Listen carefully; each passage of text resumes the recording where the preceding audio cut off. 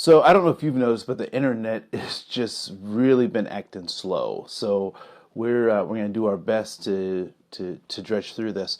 So we talked a little bit yesterday about this idea that, so you want to be a diversity trainer. How do you engage in that conversation, or you're looking to hire a trainer? We talked a little bit about the fact that they need to have some knowledge about the law and the laws that allow us to have diversity conversations. So we brought that up. We talked about the importance of recognizing gender pronouns, not so much for ultimately to show respect, right? So call people what they want to be called, and it actually helps to clarify a bunch of stuff. So doing that. And so we also talked a little bit about what kind of activities one should engage in. And the points that I made about the activities is that they should be activities that spur people to be thoughtful of their behavior.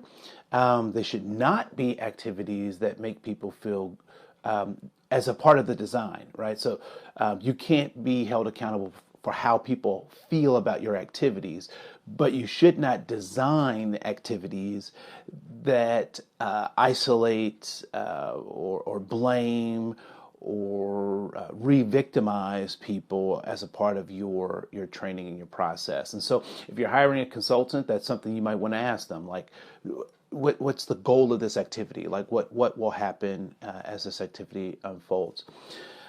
So important stuff to kind of recognize. I did want to spend some time talking about the concept of race, and because I'm actually having some fatigue around having to kind of say this, right? So people have caught on to this like pop culture idea of race as a social construct. And nothing could be further from the truth. It is not a social construct.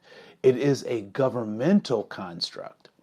So what's the difference? So if it's a social construct, then that means that groups of people have gathered around at some table and made some suggestions about what race is or how it plays out. And that is not what has happened. What has happened, and you can look it up in any of your federal laws in whatever country you're in, they have a designation of race. And so the census is an accounting of the human beings according to these categories of race. And yes, you can do more than one, multiple races, and they're trying to drill down to delineate between Africans and African Americans. So Americans born here, descendants of slaves versus those who immigrated here, or maybe the grandchildren of people who immigrated here. So there's all that conversation. And so it is a tool that is designed by governments, right? So Thomas Jefferson kind of made this call to science to say, science, support my idea of race, right? So, science will tell us if American Indians are human, if they're white, if they're, worthy, right? If they have souls.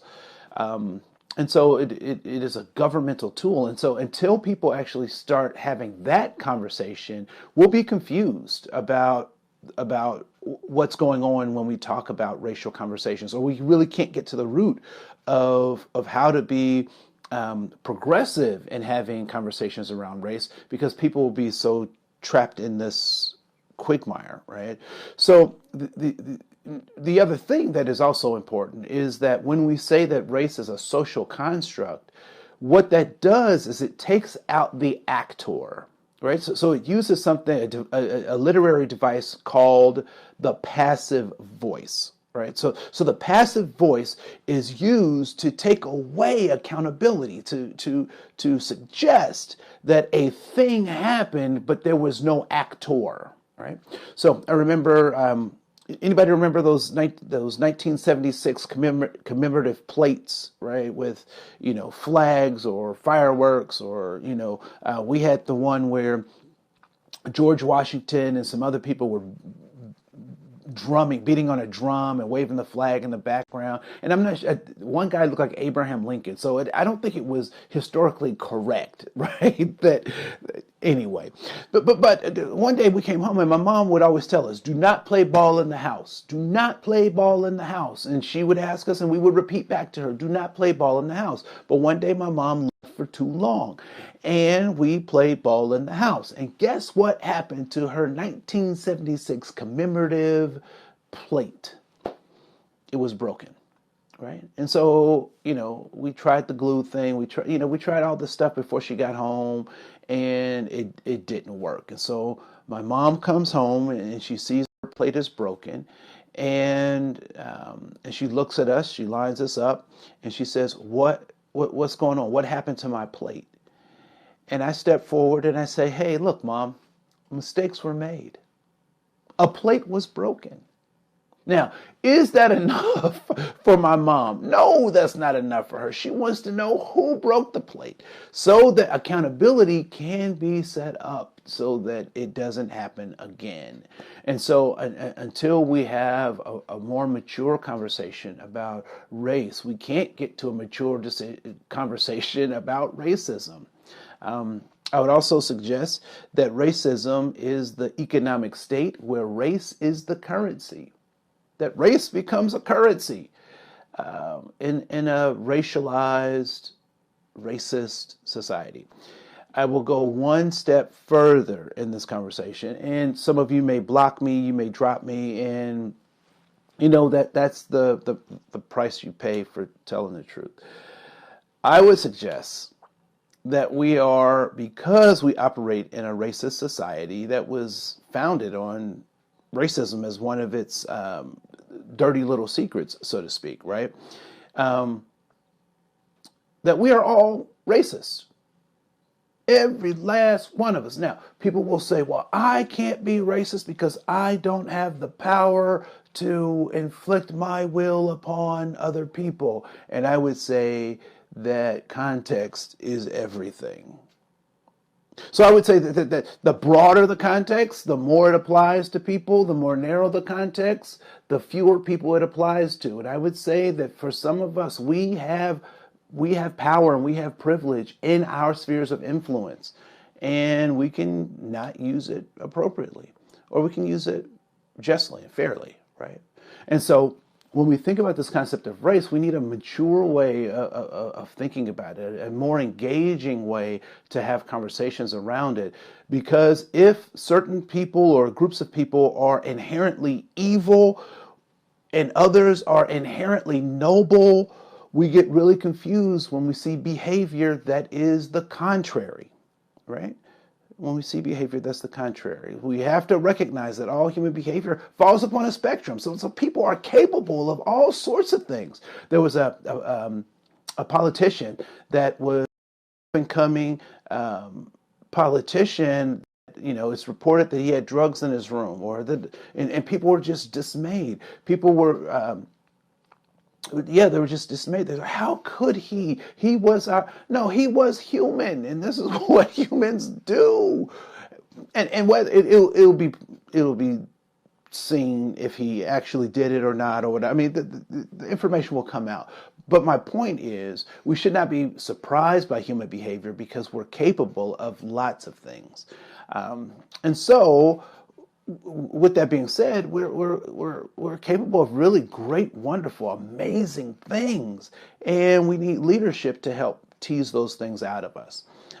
But if we're not able to have conversations that are critical and that allow us to think critically, then we'll never get to a place where we can bring more people to the table. I would suggest that a form of racism or oppression manifests itself in trauma, and and I'm trying to figure out if trauma is a precursor or a result of oppression, right? Like, how does trauma play into that? But I'm very clear that it is a commonality that lots of people have. And so when we think about race and racism, one way to bring people around the table to even have a conversation about it is to have people acknowledge what trauma is and how it's manifests. And then what are the systems that, for some folks, keep inflicting trauma on generation and generation. And then we can start to get to this idea of systemic racism, and ultimately to white supremacy and white privilege, which I also think are side effects of something even greater. And people have fought me on this, and I tell you, I will be found out to be right at some point. At some point, the research will bear this out, that white supremacy and white privilege are symptoms of something greater, which is white primacy. That the problem actually is primacy. That whiteness is the thing by which all other things are measured. And so identifying that is not to blame white people, but it is to recognize that there is a framework by which all other things are measured. And so, whether something is safe or unsafe is typically measured by how whiteness appear, how close to whiteness it is, or to white normality, right? So, and you'll hear little things that suggest that, right? Like, that is so ghetto. Well, when people say that is so ghetto, what they mean is that is the polar opposite of what whiteness is, right? Of that stuff. So, not a race baiter, not trying to go down that path, but I do want us to think critically about how we engage people. And so that's where we'll leave this conversation today. If you like what we're saying, if you have time to watch the whole video, I know they get a little bit long, particularly for Facebook, but what we have to say is engaging, and we appreciate being with you. So with that, I'm going to sign off. But don't forget, let's keep talking.